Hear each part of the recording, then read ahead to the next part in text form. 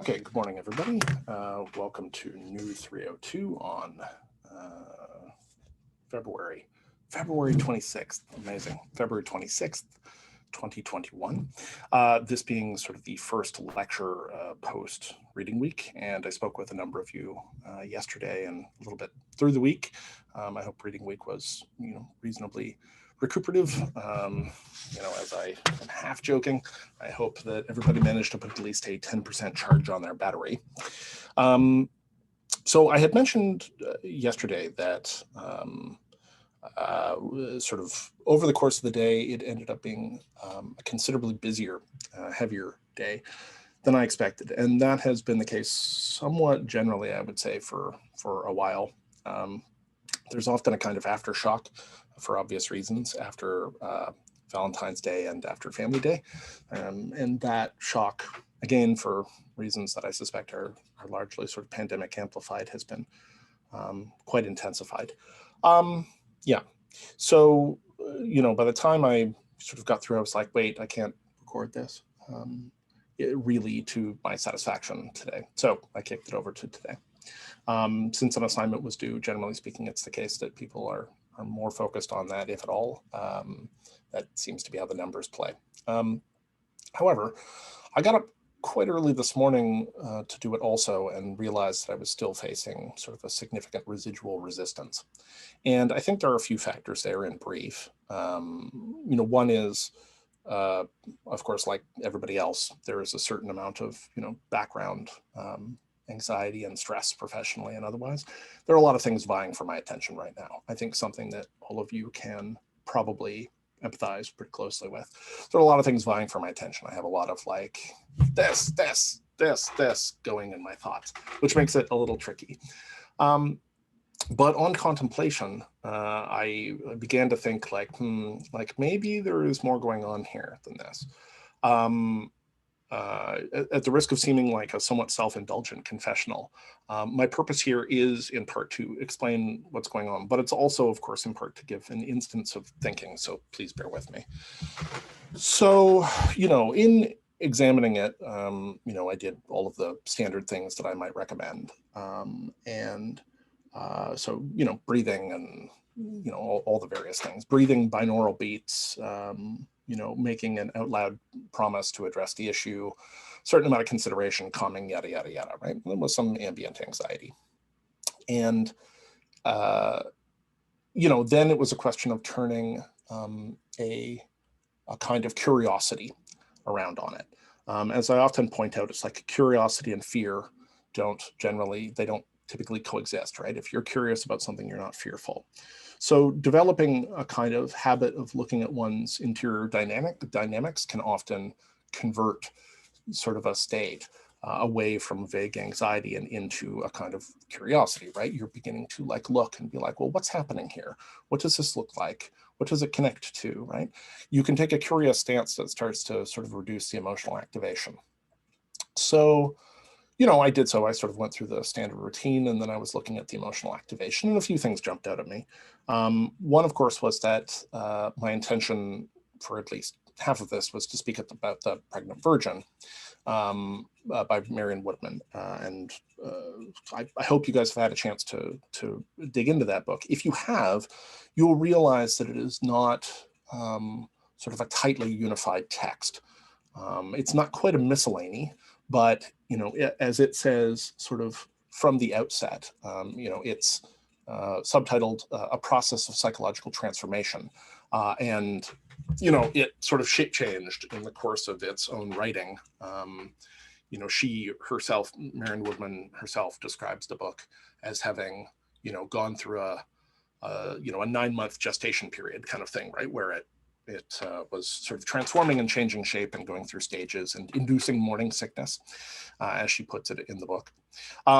So because of all those changes, right, it's somewhat difficult to offer a fully kind of summative, take on it. And nor would I do that normally. Usually I would highlight certain things.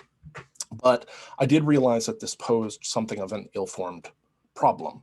Of course, in the past, generally, when I've taught the course, what I do is, we're doing it in person. So I have introductory remarks and perhaps somebody is presenting on it that week, but then also it's more dialogic than it is under these conditions.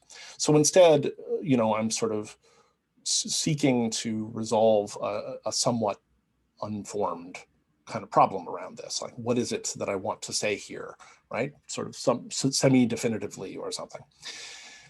So I realized, of course, that was putting things on. But when I drilled a little deeper, I played with that idea. And then when I drilled a little deeper, I realized that there was perhaps something more fundamental at work.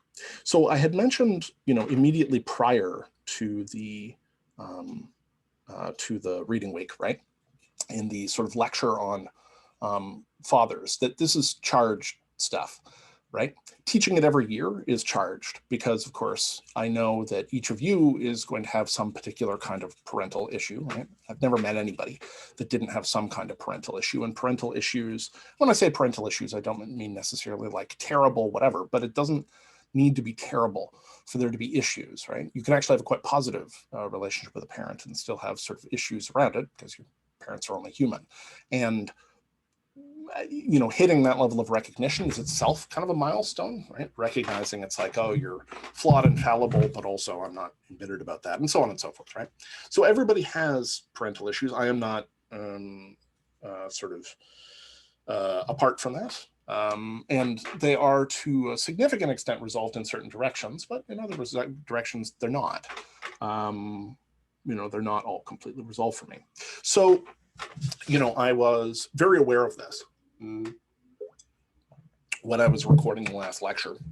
I think I even said, maybe in the second part, I think I said something to the effect of, okay, I felt like I was getting a little bit activated there. And I was getting activated. In sort of talking about my own father, I was getting activated because that is traditionally where I've been activated.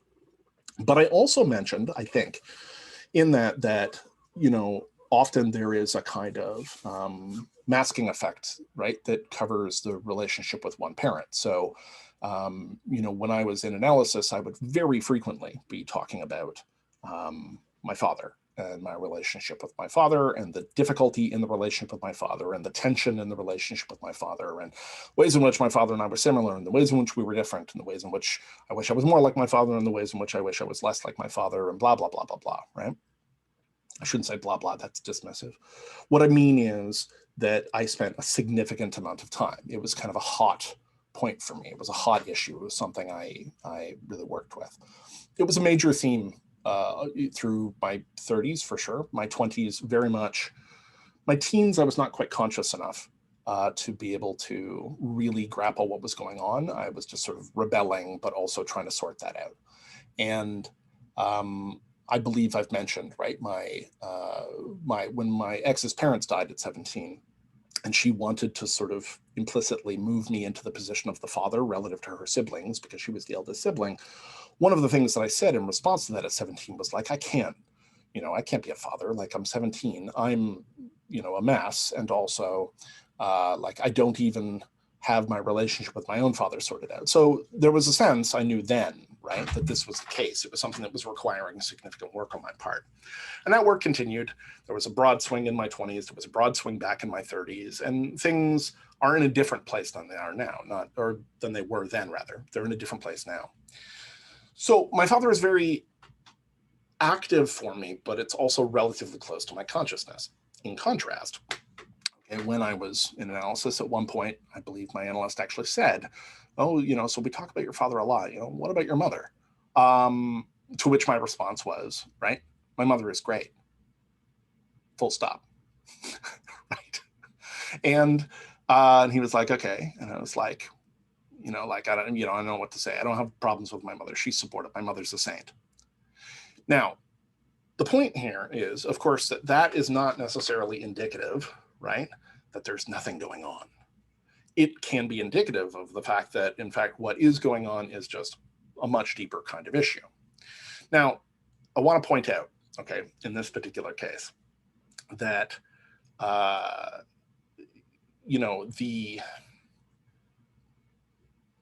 it may not be the case, for instance, necessarily, that it's concealing a ton of secret hurt or pain. I want to be clear about that, right? there probably is hurt and pain. That's almost inevitable, right? For both parents and for all sorts of things. That's, the kind of emotional thing that we tend to sideline, we tend not to have in our consciousness. The fact that it's in such blunt terms is kind of indicative of the fact there's sort of a shell over it that's like shielding it and simplifying it for me in some ways. But, there are other factors there too, right? Sort of new factors, and these are somewhat stage of life factors. So, my mother turned 70 in the fall, right? Which is pretty old. None of my grandparents, for instance, lived to 80. We're short-lived people. The Todds, she's not a Todd except by marriage, and that's even a confusing situation. But we're not a long-lived people in that sense. So, I'm being a little glib about that, but obviously this is something that I think about with some frequency, right? And the fact that I do have a positive relationship makes that in many ways, in some ways, all the more difficult. Now, I still think that it's worthwhile to grapple that kind of material. I've discussed, for instance, with my sister on the odd occasion, we've talked about, my dad, who has not been in terrific health and will himself be turning 70. And periodically I've sort of brought it up and I've been like, well, we need to consider the possibility of, his potential eventual death. And for my sister, this is very hard. She'll kind of spike and she'll be like, we don't need to, and to which my traditional response has been like, if we don't talk about this now, like if we don't spend some time with it now, it's going to absolutely hammer us. Like, why are we pretending this isn't a thing? And generally speaking, that is kind of my stance. But with my dad, having done a significant amount of separation right there, it's slightly easier. It's not easy, like obviously it's not easy, but it's slightly easier. There's more separation. There's less separation around my mother, quite simply. And that's partly because my mother was very supportive of me, remains very supportive of me, right? And it's partly about the sort of the specifics of her personality and the specifics of her relationship. I had, in that respect, I think, a pretty secure kind of attachment. We'll talk about attachment theory in a bit, just a bit. So I had a pretty secure attachment, but like also it's kind of part of the ground of being for me in a way. There is a pretty standard kind of psychodynamic, saw that again says like, well, the relationship with your mother becomes the relationship with the world, right? If you meet your mother and you're, as an infant, and your mother immediately, is responsive and open and whatever, then what you tend to believe about the world at large. I mean, this is not a variable, but it is often the case. You see these sorts of patterns turn up. If you are met sort of with joy and on your own terms, then you expect that the world is mostly going to meet you with joy and on your own terms. That's a current that I have actually pretty strongly in my personality. I'm very lucky in that respect, right? Which is that I have very seldom felt uncomfortable to be myself. And I don't, not that I've never felt exterior pressure about that. I mean, I spent plenty of time as like a geek and an underdog, but I never felt the need to conceal those behaviors. It was just unpleasant to periodically have them singled out or whatever, right? I was never sort of apologetic about my behaviors and I didn't really conceal them. It was just stressful to have them pushed back on in various ways. And as time went on, that became less the case anyway, right? The older I got, the less in grade school I was, right? And in high school, an overcompensation a little bit, but then after that, increasingly, it was like, it didn't actually matter. And indeed, it turned out that, being relatively speaking comfortable with myself and what I was interested in and so on and so forth served me really well. So that's consistent with the kind of experience, right, that I have absorbed from there. My mother is extremely sort of accommodating and accepting. For people whose mother, for instance, is sort of not uncaring even, but maybe withholding, emotionally withholding, the tendency is then to internalize the experience of the world is going to be withholding, right? You know, in a case, you know, often you get cases with really young mothers, for instance, who may feel that the child that they've just had is, well, I mean, with a really young mother, right? Not always. Again, this is, you know, a thing, and this could happen with an older mother, whatever. But often for very young mothers, the stress, which is sort of around having a baby, right? The baby is making somewhat constant demands and it's crying. That's an extremely stressful situation, right? But also the person themselves is maybe not completely developed. I mean, they're not by definition completely developed, but they don't feel particularly full. They don't feel particularly adult. They don't feel particularly into themselves.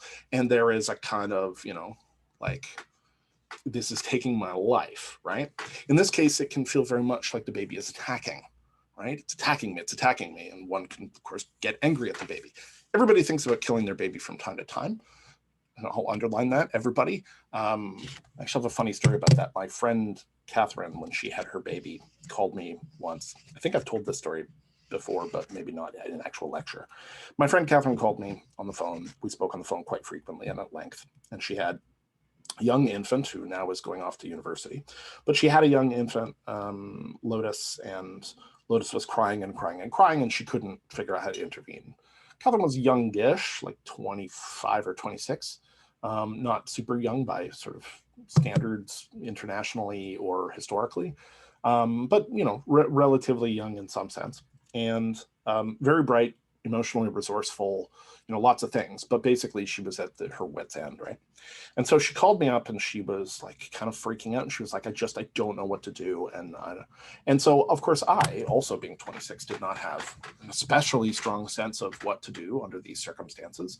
I had not yet fully internalized the idea that in a great number of circumstances, you ought not to be offering advice. What you ought to be doing is extending an emotional sympathy. And you should check into somebody to see which one they want. But there is a tendency for many people to simply be like, try this, try that, try this, try that. And that is not what, you know, like, that's not what's needed usually. What's needed is some sense of extending your emotional space to like, hey, I'm with you. And I know that you feel bad, right? So, but at the time I was like, well, I don't know what to do here. So I was like, hey, you know, I was at my mom's house and I was like, hey, do you want to talk to my mom, right? She was like, yeah, I want to talk to your mom. She knew my mom. So I passed it over to my mom, and I can hear my mom talking, and my mom says, you know, like, yeah, everybody wants to murder their baby, dear, is what my mother says. Now, this was nice, actually, because I think it's a recognition.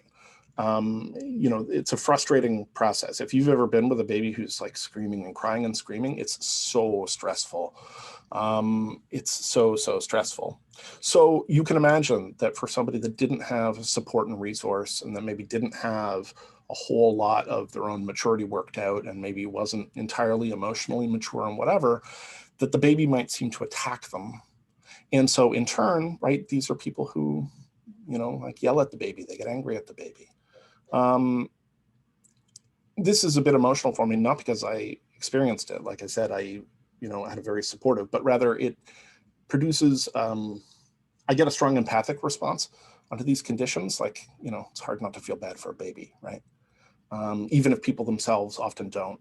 One of the things that you often see with clients who have had circumstances of this kind is that they move into a kind of, not a state of collapse, but a state of hardening. You know, that's just the way it was. That's just the way she is.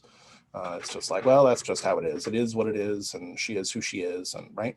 There isn't a lot of recognition of sort of what that circumstance actually is. But if you sort of put it outside yourself in this way, it's hard not to think it's kind of tragic, and it's not exactly the mother's fault. It's just like a bad set of circumstances. My point being, you know, when that occurs, of course, then what's the message here?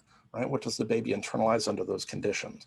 And what the baby internalizes under those conditions is like, I can't express my needs, right? It's not safe. It's not safe to express my needs. It's not safe to attempt to communicate. And that's going to generalize out a lot of the time out of the world.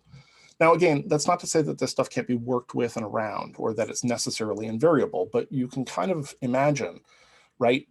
One of the things that I try to do with clients a lot in this case is not to try to examine situations from their current relatively sophisticated intellectual position, but rather to try to look at the situation, thinking of it in terms of how they might have thought about it at the age at which a thing happened, right? So, right, a client who, for instance, had been sort of like dropped off with, with grandparents. I think I talked about this. Dropped off with grandparents, and the parents and the younger sibling got taken, and they got dropped off. And this had to do with work contracts and whatever. But the point is, the grandparents' house was not a happy place for them. This happened twice, and they had a very sophisticated set of explanations on top of that. Well, my parents had work contract and my brother, blah, blah, blah, blah, blah. And I was like, but was that what you thought at the time? And they were like, well, my parents had work and my brother, blah, blah, blah. And I was like, no, hold on for a second. Like, you were like 5 or 6.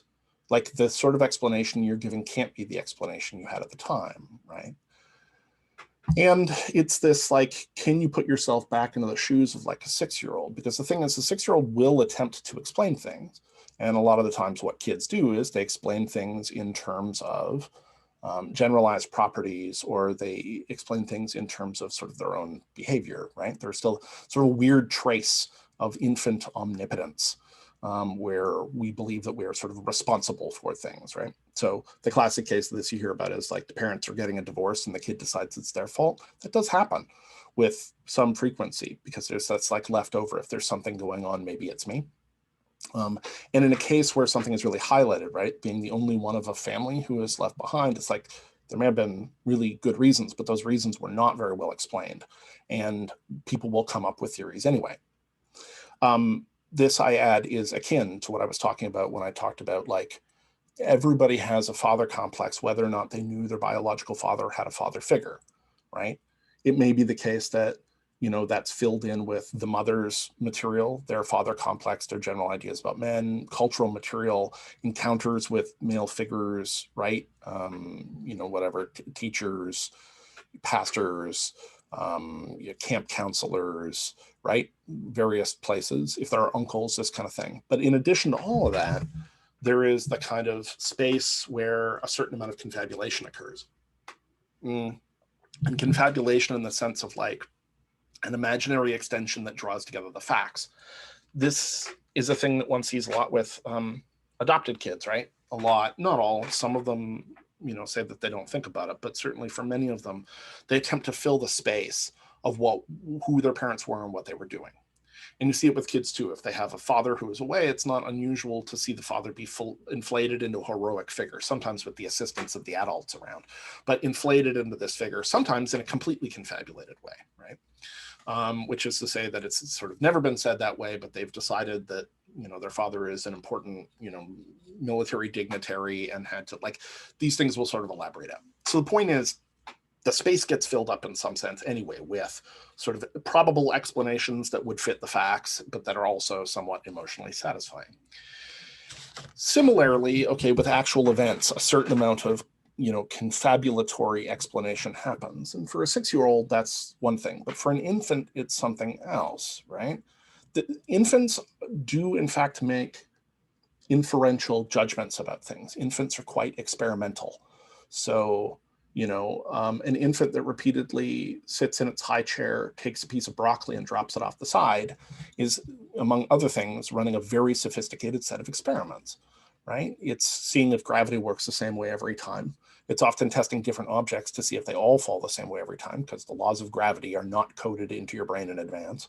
So, it's sort of learning mechanics and physics and so on and so forth.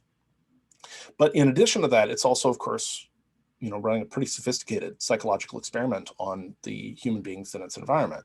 How do people react when I do this over and over again, right? And once an infant gets, and they often do, that they're not supposed to do it, like that does not make people happy, then it's a question of like, how far can I push this and what, da-da-da-da-da.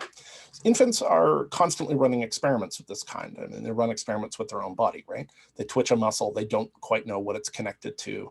a limb moves and then their point of view moves. And this is sort of the building blocks, this kind of like random twitching and flailing stuff plus observation, once they begin to map it externally, is how you get more sophisticated motion.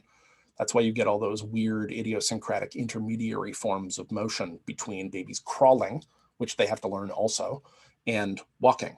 You'll get things like scooting, where they push along on their butt in this weird way. You'll get funny sort of staggering walk things. You'll get all these weird intermediary forms, right? These are just like experiments that they've run that were kind of good enough to get around, while possibly simultaneously observing that other people do not seem to be scooting, right?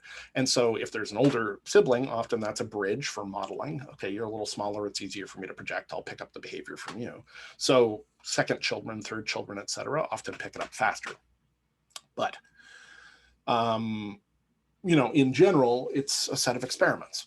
Okay, so this kind of projective inferential meaning-making stuff is in operation anyway. When there's a somewhat antagonistic relationship with the mother, right, at that young of an age, often that's going to rebound back. And so then what happens is that, right, that gets generalized into a kind of view of the world, right, because the mother is such a significant part of the world. Okay, so now I've segued in, more or less, because now we're talking about mothers, which is the point here. So, it is the case, of course, that there are a lot of different ways in which a mother, like a father, can be problematic. I mean, I went through a bunch with sort of the father. But you could think about things where people have memories of feeling sort of neglected, right? Not really paid attention to, or perhaps neglected in some particular dimension. They felt like some aspect of their being in development was paid attention to, but important aspects weren't.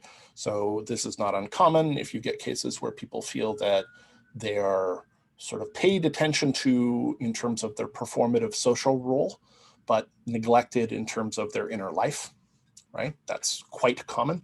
And you'll get people, of course, who are often perfectionistically over-attached to their persona in one way or another. They find it sort of stressful. And so the external markers become, sort of massive sources of motivation and validation out of proportion. And of course, the inner signals get muted, which is not good because ultimately those are actually the stronger symbols, right? The stronger signals, as it were. There are memories of being sort of attacked in various ways. And if one is attacked, this is frightening. And if one is attacked by a caregiver, it's really splitting, right? Because there is a tremendous bond of love and there is a tremendous sense of vulnerability and requirement.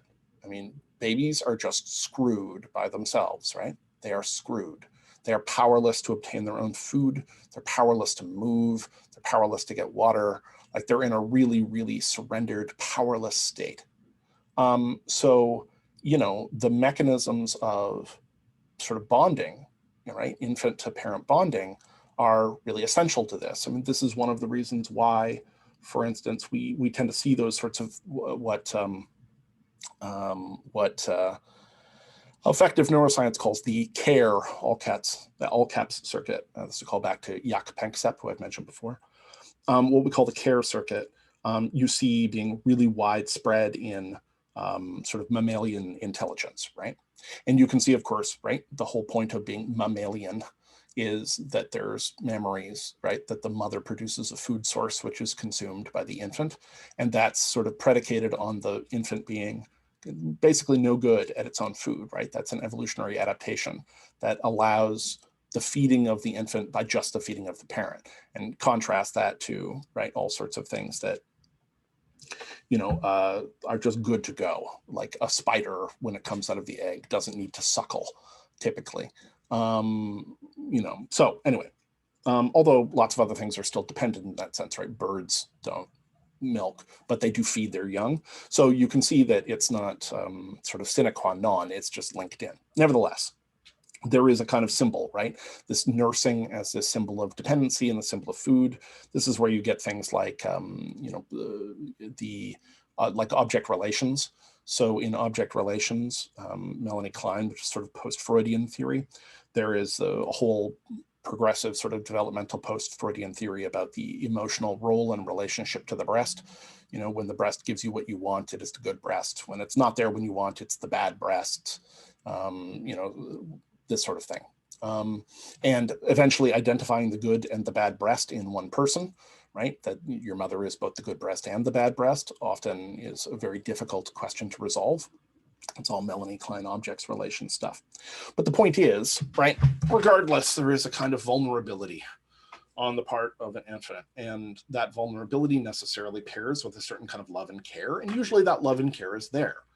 The most confusing situation is not one where there's like a single note stimulus. That's actually relatively easy. It's where, right, stimulus is shifting. That's where you get sort of maximum amount of stuff. And that's where you develop an ambivalence. You know, that's the kind of thing where you get like, you know, like an anxious avoidant, to talk about attachment styles, which we will in a bit, right? There is the desire to be close, but also the desire to pull away, or there is a kind of unwillingness to disclose, right? If every time you tried to voice your needs by crying, or a significant number of the time you got screamed at or whatever, eventually you're just going to be like, okay, expressing my needs isn't okay. And there's a tendency then to internalize the, like, I will take care of myself, right? I will become a self-contained being, et cetera, et cetera, et cetera. There are, of course, the cases where an infant and a mother, right, are in a state of sort of non-attachment. So more often than it's talked about, right, mothers do not necessarily experience the strong maternal bond of love. Postpartum depression is very common. You know, on top of that, right, mothers agonize over this. Like they will feel that they are monstrous. And we frankly don't have very good resources for addressing this in our society. It's sort of embarrassing. It's a little bit like, I mean, it's embarrassing for our civilization. It's a little bit like the question around miscarriage. Miscarriage, of course, is very common. Like 1 in 4 first pregnancies miscarry. I've known a great number of people miscarry, and they all have a similar kind of experience, which is that, you know, while they're pregnant, there's a whole social focus and momentum and resources, and everybody is there. And when they miscarry, there's nothing. No resources, no books, no advice, there's nobody to socially support them. It just becomes sort of cold and everybody's gone, right? This, I think, is deeply embarrassing for our culture, that we don't have a framework for something that is an extremely common experience. You know, and of course, right, what happens, people will also start to confabulate into the space, and so they'll blame themselves. They feel bad already. And they're grieving already, and then they're abandoned, and people will often sort of turn on themselves. Am I bad? Did I do something wrong? Right? Okay. So similarly, it is the case that postpartum depression doesn't really have, it's known, right? I mean, I'm using the words, and I'm assuming you know what I mean when I say it, but it doesn't have, I mean, there are some resources, you'll get medical professionals talking about it, you get the occasional article, which is going like the importance of considering, and it has more traction than it used to, there's more understanding there, but there is nevertheless still, I would say, a broad kind of social inertia and stigma around it. You know, it's not integrated. It isn't integrated into people's concepts. People kind of don't know what to do with it. It's not like they're, right, when somebody indicates that they have postpartum depression, that's an even harder thing for most people to grapple with than just regular depression, which our culture doesn't do that well with either, right? When somebody's like, I'm depressed, you know, like 75% of people have no idea how to approach this. Maybe that's too high. 70, 60, it's a high number. It makes people uncomfortable. They don't know how to engage it. It reminds them of their own shit. It makes them feel inadequate. They want to solve the problem. If they've dealt with their own, sometimes that would make them, you would think, more sympathetic, but very often the problems which we ourselves have solved are the ones we are least sympathetic about, because we know the problem is a thing, but we also know that a solution exists. That's when you get somebody saying, you just need to do this, that, this. That's what I did. So the point is, right, postpartum depression, when it occurs, there isn't a really good framework.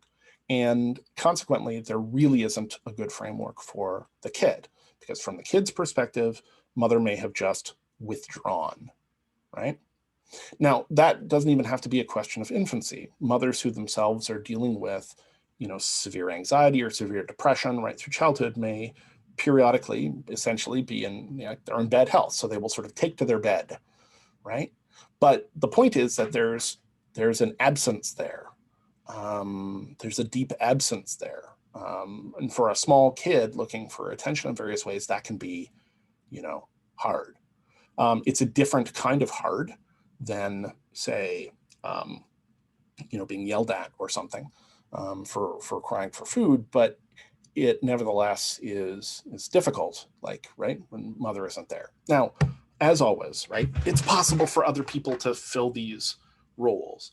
But as I've mentioned before, the mother is such a primary initial thing, right? Like the geese imprinting in the moment, right? They hatch, they see something, they imprint on it. That tendency is there. And it's not that those spaces can't be kind of reconfigured and altered and filled with other loving relationships. They can. But that initial strong relation that's, strongly biologically determined in some way is going to have, right, a certain kind of primacy. So, yeah. And then, of course, there are the cases of, mothers who have kids and don't like it. They don't like it. They don't like having a kid. They don't like the process. They don't like, right? Maybe they feel that, again, that their own development was foreshortened, right? Cut short in various ways. But they just don't like it. It's not their thing. Some people, go into motherhood not because they particularly have a strong urge, but because their partner does, for instance, or it's an accident, or, right? All these various things. But sometimes there's just kind of not an attachment. And if, there's a weak attachment, and of course that may also be the person's own attachment style and family issues and, right, the echo of things down the line. But if the person,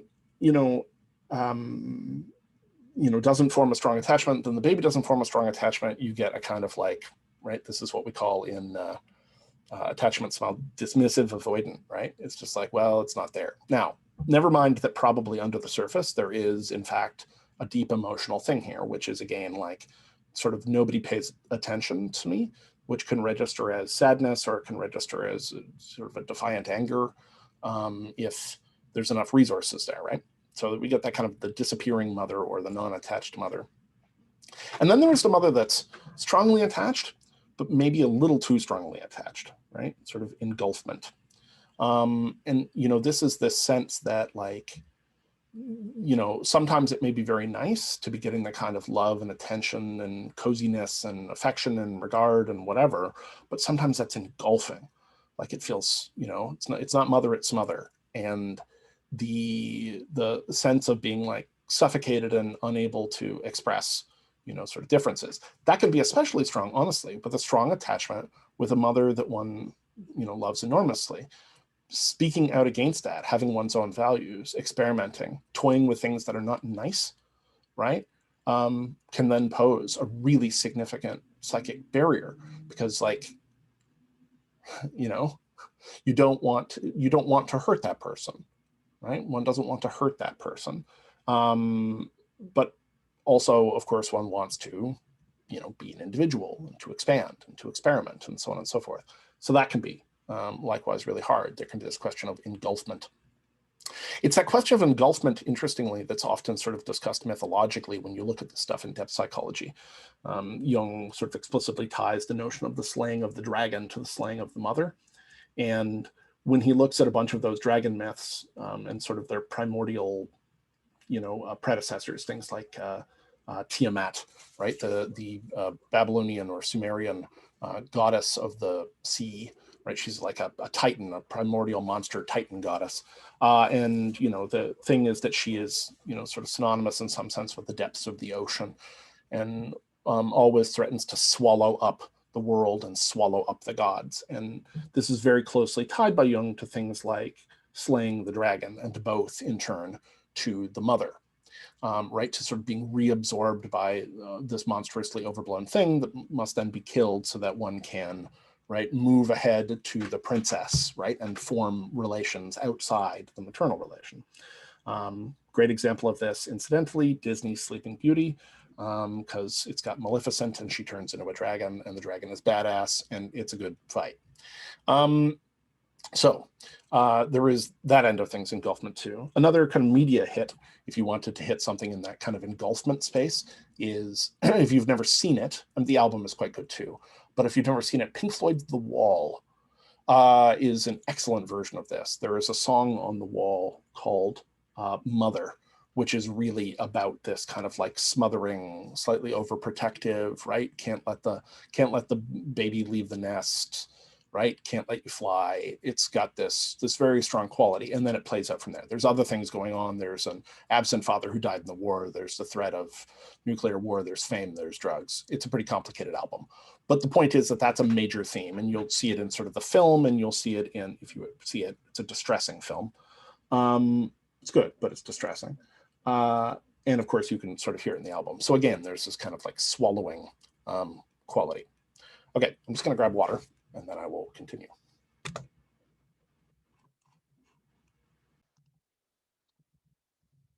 Right. So,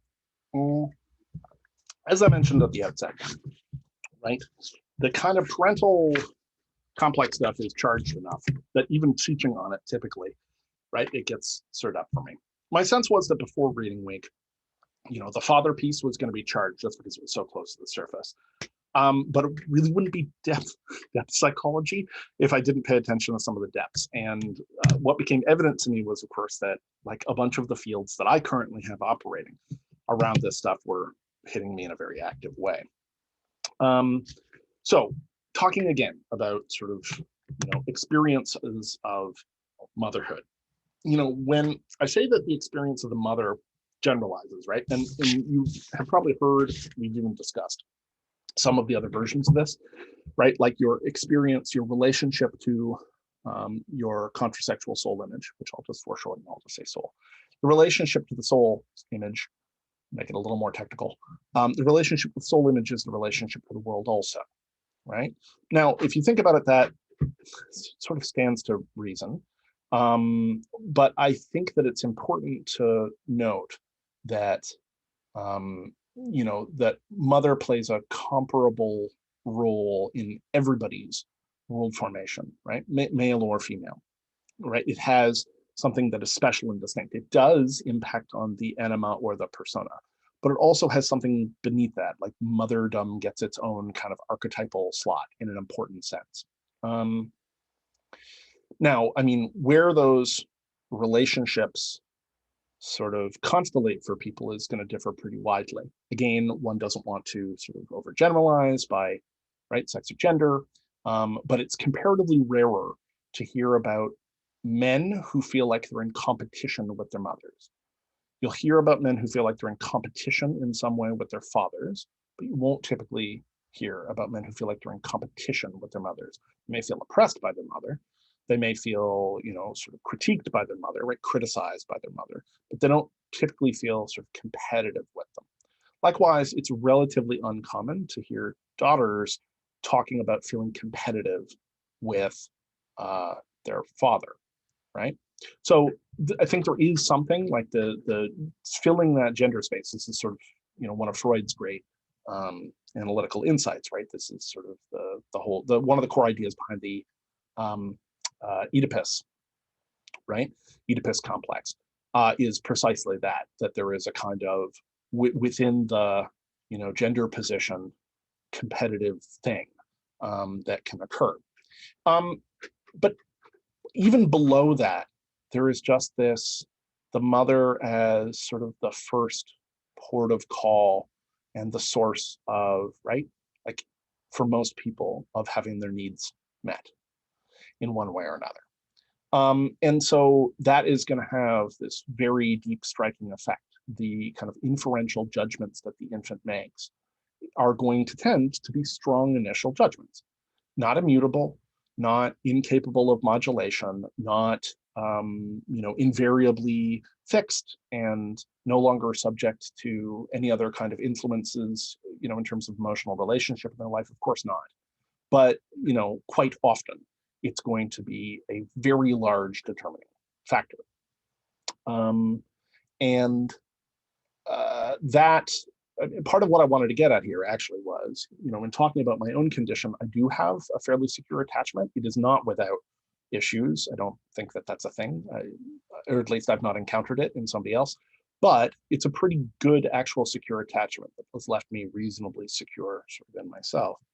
But as a stage of life question, getting to the place where your parents are old enough that you're starting to think, it's like in Marwin Call, remember when Mark Hogenkamp was talking about having his mom in the village, and he's like, well, I gotta have my mom because she's my mom. That's almost tautological, right? I have to have my mom because she's my mom. That doesn't add a whole lot of actual information, but you can understand what that means because it's just sort of self-evident, right? Like in a way. Or if it isn't, I mean, that's interesting too. But I think for most people, that statement, I've got to have my mom because she's my mom, doesn't actually add any information. It just adds emphasis, but it's emphasis that most people can understand. It's like, oh yeah, of course you have to have your mom, right? You notice his father doesn't appear in the village, right? And like, unless he's dressed in a Nazi outfit, and it's not clear. We don't ever hear about him ever, right? It's completely absent from that story as far as I recall. In the version, obviously, that is the crafted version of the documentary, which is definitely using narrative effects, right? It unfolds its information strategically, as most pieces of art do, to produce certain kinds of effects. But even still, okay, even just taking it at face value. So, you know, that I've got to have my mom because she's my mom. She's sort of baked into the foundations, the fundamental assumptions. As a stage of life question, that's one of the things that I personally am grappling with, but I'm not unique in this situation, which is, right, my mom is 70. And you know, when I consider this, you know, I can apply a lot of rational material to it. I can roll it over and I can think, and I have a lot of techniques, right, to be able to sit with my own feelings and process my own feelings and so on and so forth. But even still, it's a very big shift. It's a very big shift. My mother's own mother, you know, when my grandmother died, this hit my mother much harder than her father's death did. Much, much harder, right? When my grandfather died, they had not had a great relationship. My grandfather was, it was a difficult fellow. He was never especially well off. He worked the same job in a brass doorknob factory until he was like, I don't know, 65, probably, like late retirement, even then. He had, unfortunately, you know, not had a great upbringing himself, and he had accidentally drunkenly run over one of his own men at the end of the war, in World War II, and that really left him pretty scarred. And so he developed a fairly serious problem with alcohol. He could be sort of meek and mild most of the week, but Friday night he would crack a case of beer and he would drink a case of beer over the course of the next couple of days and make everybody else's life kind of hell. So her father had a difficult relationship, in a sense, with her, and she with him, but something that she resolved late in life, relatively speaking, right? After a while, he had health complications and he stopped drinking, and he really became a different person. And he tried rice for the first time in his life. He ate potatoes with every meal he ever ate. Potatoes. He tried rice in like his 70s. You know, he did some traveling. He went back to Italy, which is where he was in the war. Like, he traveled there, and he didn't think that he'd like it, but he did. And, you know, he went through sort of this burst of growth before he died. And not that she had it completely resolved, but certainly my mother, you know, worked through more of it, but she also had that antagonism. Her mother, for her, was much closer to her. Not that they'd never had schisms, but they were close. And my grandmother was, you know, a cool lady. She was very sharp. She was bright. You know, honestly, much brighter than sort of her circumstances would have indicated. Like, you know, she could have gone on to do quite well in school, but finances didn't permit it. It was the Great Depression, blah, blah, blah. So when, you know, my grandmother died, it really hit my mother really very hard. And there was sort of a delayed reaction because she had to cope, right? Loosely speaking. And then shortly thereafter, she, you know, had some really serious periods of grieving and depression. It was really, really hard for her and continued to be hard for her for a long time. I think that's relatively common. There is a lingering effect. I mentioned in discussion yesterday, and I have mentioned previously, but I wanted to sort of point it again because it speaks a little bit to the internalization, right? I have mentioned, right, my ex whose parents died when she was 17. And for when she had her own kids in her 30s, she has two kids, boy and a girl. And they're neat kids. They're very, very weird. I run role-playing games for them and her husband and she. I'm running them a Star Trek game because she's a Star Trek fan and they're a couple little nerd kids. So it's very fun. This is my role as morale officer. So anyway, that's a thing we do together. But when her kids were kind of little, she would get these intrusions, these incursions of her mother's voice. She would hear her mother's voice. And hearing voices, not uncommon. Certainly it's not an indication of schizophrenia. People hear voices under all sorts of different conditions, sleep deprivation or distraction or whatever. Grieving is one of those. By then she wasn't grieving. She had a difficult relationship with her mother. But her mother would criticize her parenting. So she'd be looking at the kids and she would hear her mother's voice pushing it. That internalization that I've talked about was still very active, very entrenched for a long time afterwards. And that was with an antagonistic relationship with the mother. It's there and it continues to criticize. But it's no less the case, right, for somebody like my mother to deal with her mother being gone. And there's that kind of pulling apart, I haven't lost a parent. I have lost a lot of people, but I haven't lost a parent. For those who have lost a parent, that's obviously, it's really painful and difficult, right? So in some sense, right, some of this material is like anticipatory stuff in my case. The fact the relationship is good does not necessarily make it any less easy, right, along this dimension. Anyway, but considering for a second the various cases where one doesn't have such a secure degree of attachment. We've got cases where it seems like we have like an uncaring mother. Again, this is from the perspective of the infant. It may not be the case that the mother is uncaring. It just might come off that way in various ways, right? The possessive mother, right? The possessive mother, the mother that sort of won't let the child away in various ways. The withholding mother, right? The one who's sort of unavailable in some dimension. Emotionally unavailable, maybe, like literally in terms of presence, right? This like the disappearing mother, the retreating mother, just sort of taking to her bed, that kind of thing, right? Okay, or maybe just like working really hard, but in some sense not present to sort of meet needs. The straight absent mother, the wounded mother, which is to say the mother who has their own issues, because of course everybody has their own issues, right? But issues that maybe come to the fore in a powerful way, like is grappling with their own stuff. Consider for a second, right? And hopefully this hasn't overactivated people as they're thinking about it, right? Because most of us are bound to have issues with our parents. I'm very aware of this. Consider for a second how that stuff is going to sort of internalize and crystallize into a mode of connection, right, with the world at large and expectations about how the world is going to operate. And there's a dynamic quality always to carrying a complex around things that tends to catalyze the very responses, right? So, it sounds like victim blaming to say like people don't realize what they're doing to produce an effect.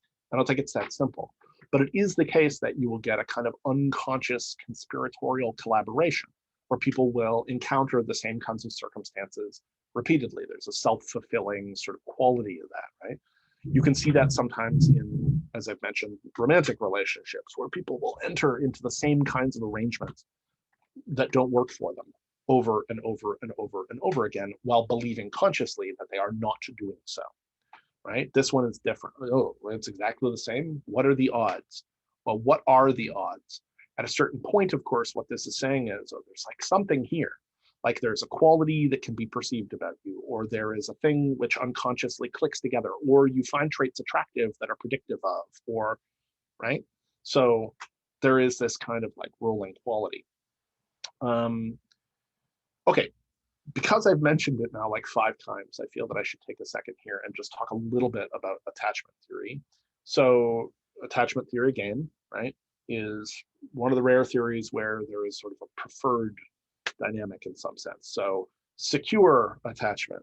With secure attachment with infants, you're going to have the kid basically able to explore on their own while checking in to see what the parent is doing and interested in what the parent is doing at some level, but also able to explore on their own. They'll wander off and then they'll wander back and they'll be like, Mom, look at this, whatever. And then they'll wander off again, do their own thing, right? Okay. A kind of dismissive style is like the kid ignores the parent or the parents, right? So the kid is just like doing their own thing, is uninterested, wanders off, doesn't come back, right? The sort of anxious kid, right? The anxious attachment style thing is like the kid clings really close to the parent and is afraid to venture out, right? And then there's this like fearful avoidant thing. So there's like a push me, pull you. There's a kind of ambivalent, like, oh, I want to go, but I want to stay. I want to get close to you. I want to get far away, right? It's sometimes called disorganized, right? So it's very much in this space where it's like, I don't feel safe out here, but I don't feel safe over here, and I don't, right? These kinds of attachment styles, generally speaking, which you see parentally, are going to tend to play out in other directions. Although it's interesting, people do have differences in attachment styles between different types of social relation. So sometimes it's the case that people have, for instance, not, obviously very easy, often a quite painful attachment style relative to, say, their parents, right? A similar kind of attachment style maybe with their romantic relationships, but a very different attachment style with their friends. But sometimes, of course, it's generalized, and people have that in general, right? They'll get a kind of quality that emerges from those first relationships where that's what they're expecting from the relations of the world. Okay, so attachment style, broadly speaking. Now, again, it's not by any stretch impossible to compensate for, right? Essentially speaking, one can grow around this. And this is one of the things, as I often say, it's that people want to banish the issues that they are dealing with. And you can't really banish them. And often, frankly, you can't even really solve them, which is the other thing people want to do. It's code for banish, right? They want to banish it. They want to exile it by solving it. If they solve it, it vanishes, right? And a lot of the time, it's not the case that you solve your problems. It's just the case that you grow bigger than your problems, right?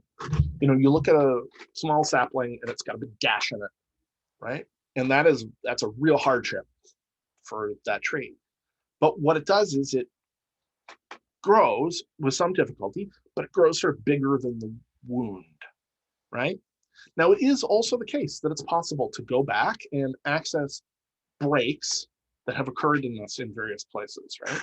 Where we can, this is where something like unfinished business work, right? Empty chair, that kind of thing comes in handy, where you can begin to really closely examine those relationships. And that's difficult work, all right, for everybody. I mean, any of these sorts of things. Inner work is often kind of taxing. Sometimes it's fun and really interesting. It can be quite fascinating as well for oneself. But also, of course, it is the case that it is often quite taxing. And moving towards the pain is the name of the game, right? At a level that isn't going to like flip you out or snap you, but moving towards the space of discomfort. So often there is like a tedious and uncomfortable process involved in pulling the material up, and it can be remediated to some sense. And what are the sorts of things that we track down, right? What are we tracking down? Well, you can think about, for instance, as I mentioned, right, this case of like an attacking mother, right, yields an unsafe world. And it's unsafe to sort of have needs or voice needs. That's something you encounter very commonly, right?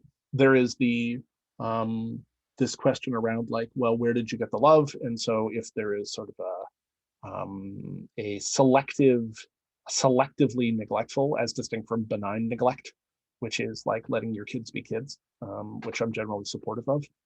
But there is like there is a kind of, like selective thing. So if you're in your best Sunday clothes and you're prim and you're proper and you've got an A+ to put on the fridge, then you receive attention and commendation. But otherwise, your emotional spaces are not relevant. And right, what do you get from that? You get this like, my needs aren't relevant and I will please others and I will be perfectionist, right? Or, you get the attacking mother, in which case you're like, it's unsafe to have needs entirely, right? It is not predictable. You can be attacked for having needs is frightening, right? You can get things like really quite ruthless self-talk, right? People really criticizing each other if there is a sort of a critical quality where people will come at themselves, right? Again, very common, right? A self-critical voice is common, period, right? Lots and lots of people have that, at least in one domain or another. But some people have it in an exceptionally strong way, like it is constantly chattering at them. It does not help if that is, of course, being echoed by an actual person who is actually criticizing them, right? If that is an ongoing state of affairs that proceeded beyond infancy, having a highly critical parent, this can be really difficult and exhausting and hard for people, right? Sometimes you will get, like I mentioned, the kind of fortress mentality. I'm fine, but not with any kind of, not softness, not attachment. This kind of like, I'm fine fortress. That's the way it was. That's the way she is. She won't change. This is how it is. That's how things are. That's how the world is. That kind of talk, where you get this kind of like fortress thing. You can see the self-determination in there, right? The I'm fine fortress. Right. So yeah, in some cases, obviously, you see a transference. One of the transferences that I think is most interesting is you see lots of people with issues in this area become organizationally transferred. The military is a popular version of this. You see that in the States a lot, because the military is highly regimented and highly providing. You know what I mean? The codes are clear, the rules are clear, and it just provides for your needs, right? It'll give you the housing, it'll give you the food, it'll give you the clothing, it'll give you the orders, it'll give you the, right? There's a certain amount of stuff you have to do, but the point is, like, if you want to exist just within a state of having everything highly regimented and controlled and sort of living on the base or whatever you can, it can give you that kind of containment within something bigger and a sense of purpose and validation and so on and so forth. That can be tremendously comforting. Other kinds of institutional sort of absorptions like that are also a thing. So it's less common now, and it's less common now in North America, but once upon a time, right, profs lived on campus. There are still, look around U of T campus, right? There's still some houses that originally would have had, right, profs living on campus. Headmasters, that's still a thing at certain kind of elite schools and things. We see this in, obliquely in the Deptford trilogy, right? So we see it in Fifth Business pretty directly, and we see it in the Manticore indirectly. But we see, right, Dunstan, lives at, I was going to say UBC, but I mean UCC. He lives at Upper Canada College, right? Kind of right up the road there. That's still a thing in Europe where you get instructors, professors sort of living on campus. They're sort of completely contained within the system. Just think about it. This is a place where you would live there and you would teach there and you would do your work there and you would socialize there and your meals would be provided for because there were dining halls. So you would eat there.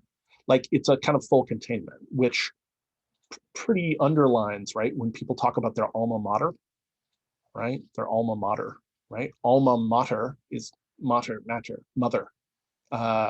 So there are lots of institutional ways. I've given that a little thought myself periodically. I do not feel especially closely integrated with the university system. And yet I'm very sort of comfortable in it. I used to socialize in it.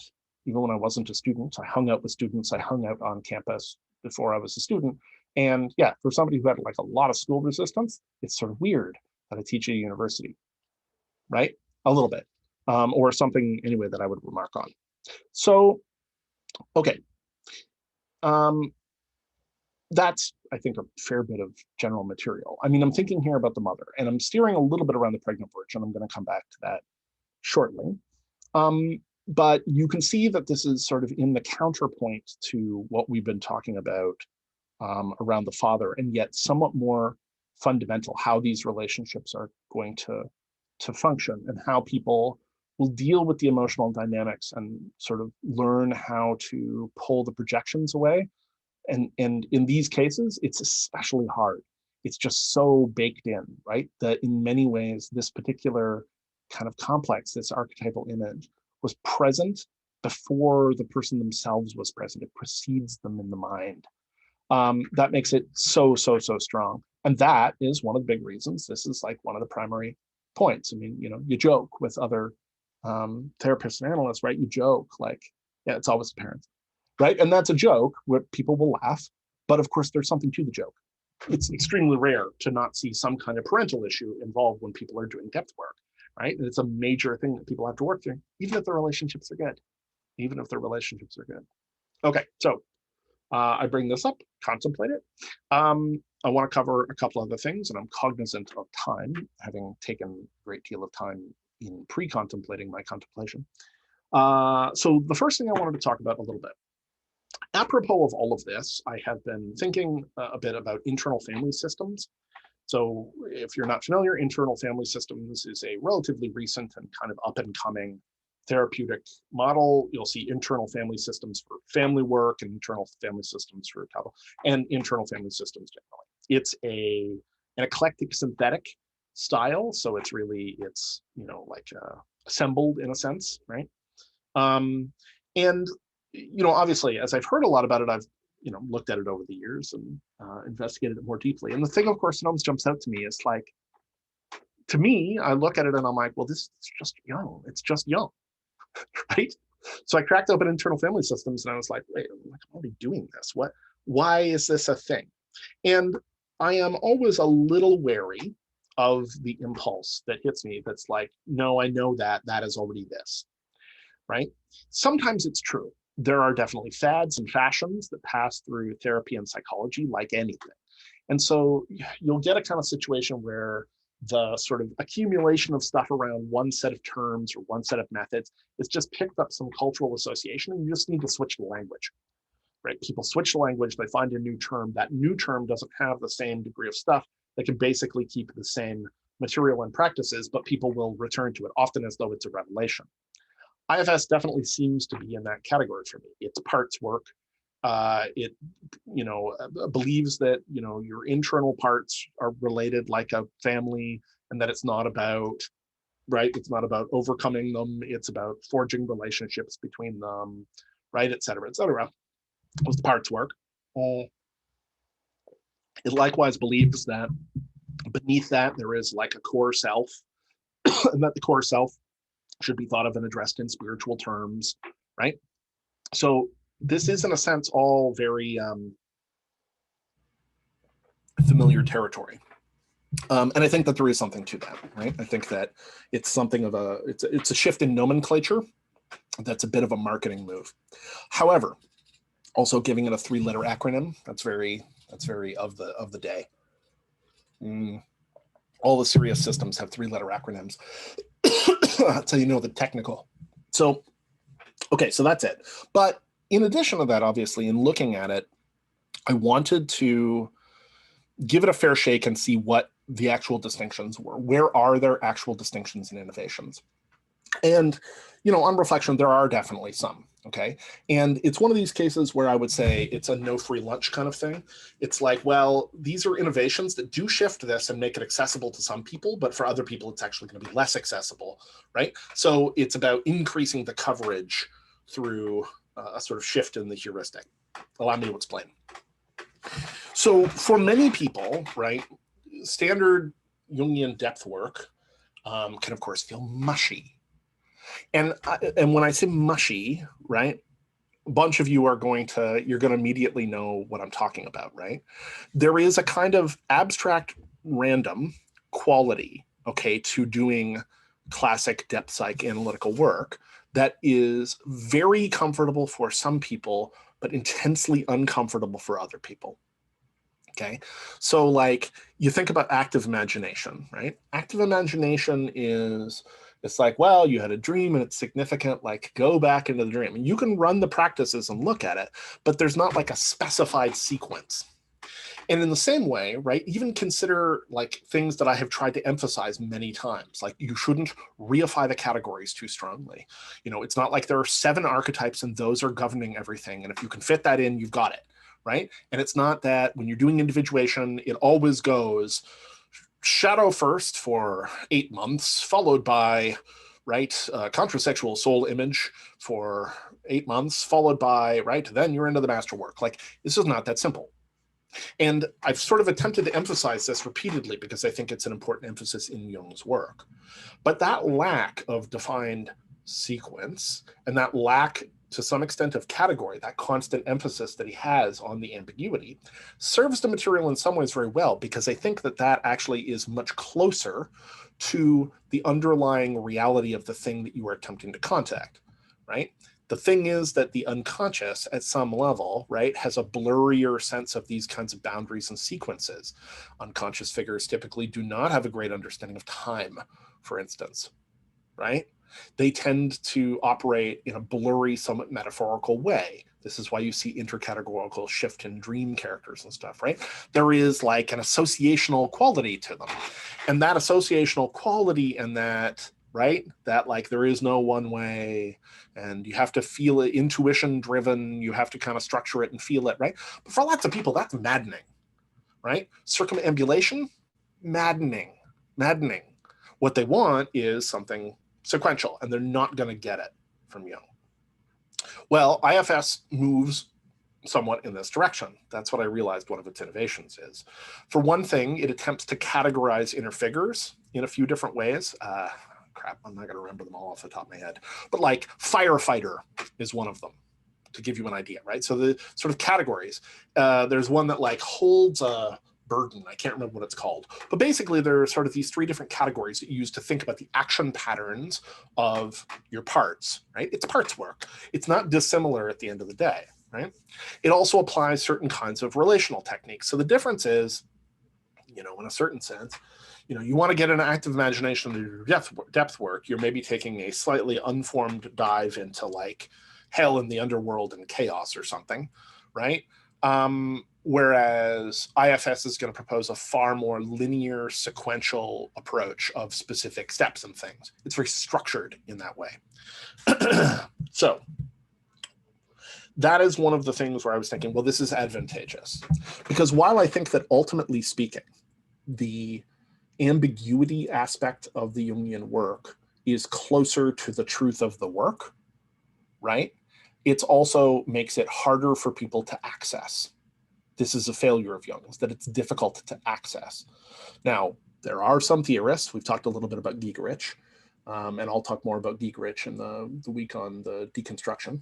But there are some theorists like Gigerich that believe that advanced psychology shouldn't be accessible to the layperson, right? We wouldn't expect an advanced physics textbook to be, you know, you could pick it up off the shelf and get access, and nor should we expect that. And so consequently, you can tell from the mocking voice I'm doing. So consequently, he's something of an obscurantist.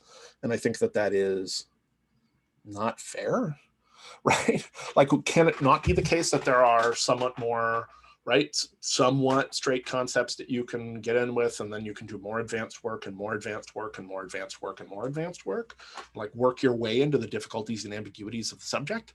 That's how we do everything else, right? Why does it have to be the case that there is just like this blank wall? And to me, that's Gigerich's own complex is activating. But Jung in and of itself does not do, frankly, a great job in on-ramping in this way. And this is part of the difficulty that I've talked about from day one in this course. Now, this is one of the reasons that I put things like Edinger on the syllabus, right? Edinger systematizes things. And in the process, frankly, I think he screws some things up. Like, I don't think you can stop with Edinger. I think some of his impositions on the text are not actually necessarily reflective of the original material in its fullness. I sometimes make the comparison, and this is a little harsh, but for those of you who are familiar with the work of H.P. Lovecraft, right, the guy who invented Cthulhu, that's my Cthulhu dance. If you're familiar with the work of H.P. Lovecraft in any detail, you may also be familiar with the work of his somewhat famous or infamous editor, August Derleth. And Derleth, after Lovecraft died, popularized Lovecraft's work, republished it, but he also started writing stories. And in those stories, he began to impose this like weird, simplified good and evil elemental schema. He like introduced a Judeo-Christian conflict between entities, between good and evil in Lovecraft's work. This is not part of Lovecraft's work. Lovecraft's work is just not, it just doesn't do that. It's far more difficult, more complex in a way. so Derleth introduces this, and it's kind of like, in some ways, he produces like a pastiche of Lovecraft, right? Which simplifies things, right? So you can on-ramp through the pastiche into the more difficult stuff, but it loses much of the power. It sort of misses the point. However, right? And so sometimes I feel that way about Edinger. However, Edinger also serves this function of giving people something they can grab onto. And that, I think, is one of the places where IFS does a good job. It's dealing with so much of the same material. Oh, I know the other thing. It's a little tricky. It doesn't put mythological importance into any of the parts. So it grounds it out in internalized family systems, right? Internal family systems.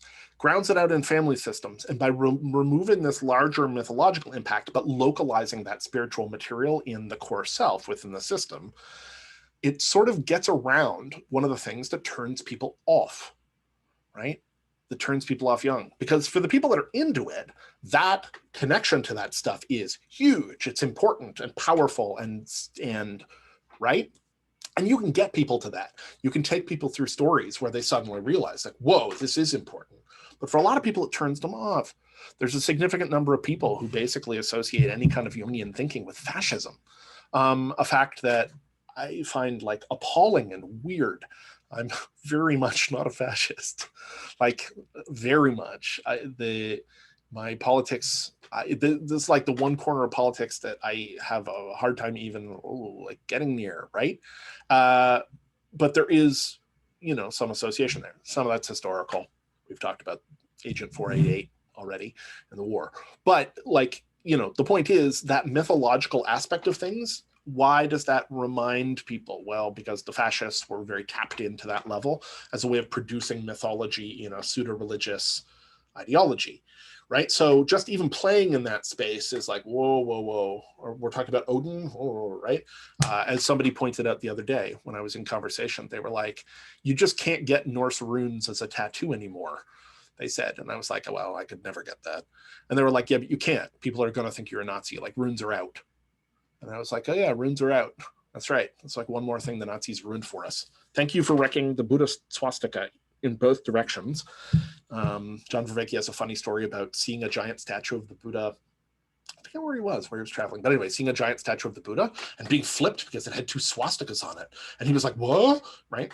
So anyway, thanks a lot for wrecking all that stuff. At least they didn't manage to fully wreck Volkswagens or Hugo Boss clothing. I don't really have any connection there. Be that as it may. So IFS. So bringing it back around, right? The fact that it is a slightly stripped down, slightly sanitized, slightly formalized kind of version, basically moving the same way, but gives a really formal procedure in some sense, right? That is in some ways an on-ramp advantage. For me, it's not something that connects strongly for me because why? It's like essay writing. When I'm writing an essay, and I do a fair bit of essay writing, and I've done a ton of essay writing, when I write an essay, I don't think in terms of structure. Structure is fully internalized for me at this point. And when I read something that I've written, I can tell if it's doing what I need it to do without paying attention to structure. It's a little bit like, I think, a mechanic that can hear by listening to an engine if something is off in the timing. They don't need to see every piece and whatever, right? And that's just a function of a lot of practice. I just sort of know if it's working and I know if it's not working. And I sort of understand intuitively at this level, right, how to sort of take it through. The procedure is really automatized for me in a structural sense. And so mostly I can just focus on where I'm going, right? What do I want to say here? Oh yeah, right? Here's how I want to say, and here's how I want to make that, right? For lots of people, that's not so. And of course, they have to procedurally check it in some sense. Similarly, lots of the procedures that are around Jung and sort of the internal moves are things that I, of course, struggled really hard to slog through and internalize and get and process. And certainly my own learning is ongoing, and I anticipate it always will be. But the point is, it's something that already, right, I processed tremendously. Now, I think there is, there are all kinds of ways that you can get people to connect through the felt sense. And, in talking to you, I've had the very clear sense that, like, many of you have really gotten things, and there are other things that you're like, I'm not totally sure about this, of course. But there's lots of connection. On the other hand, I thought it would be good to point you in the direction of IFS if you're looking for something to on-ramp into Young, because there are a lot of the mechanics there, but without sort of the flower. Okay, last thing, or second last thing, actually. I had mentioned in discussion that so I was thinking about this problem generally, and I was thinking about various ways that could be addressed. And the book that I thought of in this context was Robert Johnson's book, Inner Work. Okay, Robert Johnson's book, Inner Work. This is the guy who wrote He and She and We and The Secret Gold, I think is one of his. Anyway, he's written a bunch of books. And that first three, He, She, and We, is really like a boiling down of sort of some complexes and archetypal dynamics. But this book is really specifically concerned with, okay, the question of sort of the two channels in depth work, dream work and imagination, right? So dream and imagination as these twin channels of communication with the unconscious. The thing that's nice about this book, okay, is that it has a structured approach, a very structured approach, okay? There's obviously still work to do in there, but a very structured approach to this question of interpreting material in this direction. So I wanted to talk about it very briefly, but also to point it out to people if they're looking to find something that's like really four-stage structure, right? Maybe somewhere between like IFS and Jung, this is useful interpretively. So he's got this four-stage structure. Stage one is associations. Stage two is dynamics. Stage three is interpretations. Stage four is ritual. Okay, so how does this work? So you got a dream. First things first, you have to write the dream down, okay? Second, you isolate every element of the dream, right? So you separate out every element, right? Basically every like verb, every noun, is it in a scene, what's in the scene, who's in the scene, right? Separate out basically everything, right? Do a decomposition into all the individual things that are in the dream. And then start running associations. What are your associations? So it's like scissors, and you start, right, just associating. And try to expand this out. I've talked about this before. It's like your personal associations, your immediate associations, your kind of life memory associations. What are your earliest memories of? Do you have any striking memories of? Cultural associations, right? Et cetera, et cetera, et cetera. Again, I like to ask the question, like, what is a blank, right? That's getting to sort of the essence of it. But that whole set of associations around each of these things, you're sort of looking to expand it out in this sense. Next, take each one of those on the basis of that and tie it to a specific inner dynamic. What's going on in your life? What have you been noticing in your own dynamics, right? That you could connect this with, that it's like. Now you can see there's a jump, there's a gap there where you have to be able to do a certain amount of analogical mapping that can be quite tricky, right? But you can sort of find your way into it. And it takes a little bit of practice, but nevertheless, it's somewhat more structured, right? You're breaking it out, you're associating, connect it up with an individual dynamic. What does this connect to? What does it remind me of in the dynamics that I have been dealing with lately? Okay. And then three is sort of your interpretation phase. Having done this, you're trying to bring it back together into a coherent image. Instead of just being a series of things, right, with their associations and then the dynamics that are attached to them, you're trying to bring all that stuff back into a coherent kind of image, right? That's stage three, right? So there's like a synthesis of all that material back into something that's relatively kind of coherent. That sounds really hard, and sometimes it is, but sometimes once you get a few key things, it just snaps in, right? Everything else just starts falling into place. And then last, he has this stage, ritual. So this is interesting, and it's something we've talked a little bit about, but not a lot about. And this is like ways of honoring your the impulse in various ways, okay? So there's a whole fascinating book sort of field on this. Jodorowsky, the guy that made Holy Mountain and El Topos and almost made Dune, is a kind of vaguely Jungian psychotherapist in Chile and has published a couple of books, probably more than a couple, but Psychomagic is one of them. I can't remember the other one. But anyway, these books are sort of practically filled with these kinds of rituals. So, somebody who was concerned about what people think about him, take a set of glass eyes and pass them out to people, strangers at random. A judge that's preoccupied excessively with wealth should go around, walk around town with a couple of gold coins taped to the bottom of shoes and give away money, right? Symbolically driven. So I'll give you an example here. That is one that he specifically mentions that I set aside. Okay, so this is somebody who has this dream about junk food and manages to put it together to the point where they're like, I know what this is about. It's like I'm engaged in these social activities where I go out with the guys, I drink too much and I eat shit food and I have sort of empty, romantic entanglement and whatever. And he's like, I know it's not consistent with my values and I need to stop. So, they got through it. So the fourth step, he decided that the essence of the dream was captured in the phrase junk food. So, blah, blah, blah. He created this ritual from the dream. He created the dreamer. He went to a hamburger stand and bought the biggest deluxe cheeseburger and an order of French fries. He got a shovel and took the junk food to his backyard. He dug a hole and buried the cheeseburger and fries with high, solemn ceremony. He did this as a symbolic act of renunciation. He ritually affirmed his intention to give up the superficial and destructive involvements that the dream had called to his attention. So I bring that up because the creation of art sometimes does fill that role, okay, in the work. The creation of art does sometimes fill that role. But sometimes there's something a bit more ritual and instantiated. I have certainly done things of this kind, ritual space, sometimes for reasons that were not entirely clear to me. A number of years ago, I was sitting with my friend. We were both sort of experiencing success, but we were both nervous. And he was like, I keep waiting for the other shoe to drop. And I said, from a very deep place that was not entirely conscious, we need to make a sacrifice to the underworld. And he said, he laughed. And I was like, no, I'm serious. And he was like, I know you are. I was like, yeah, we need to make a sacrifice to the underworld. And he was like, what does that mean? And I was like, I have no idea. And he was like, you're right. That's what we need to do. But what does that mean? And I was like, I don't know. I need to think about it. And I had to think about it for a while before I figured out what that was going to mean, what that might look like. Interestingly, we sort of both knew that it was the case. And he's a heck of a lot more arch rational than I am.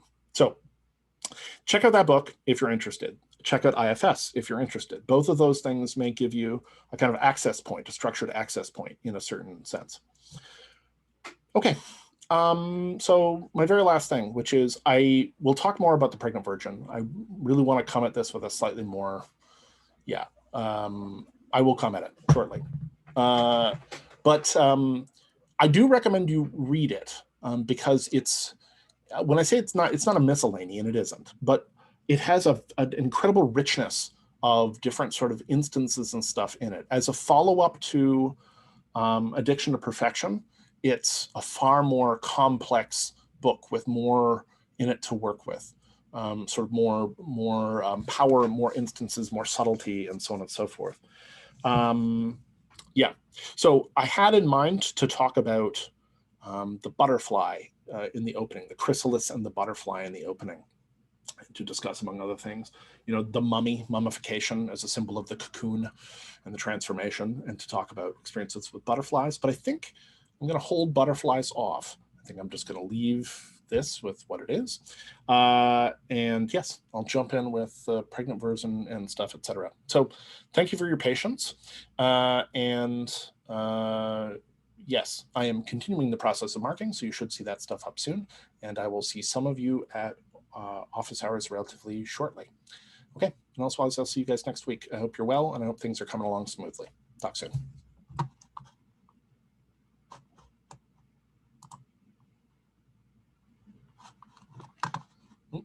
Okay, let's actually hit a button.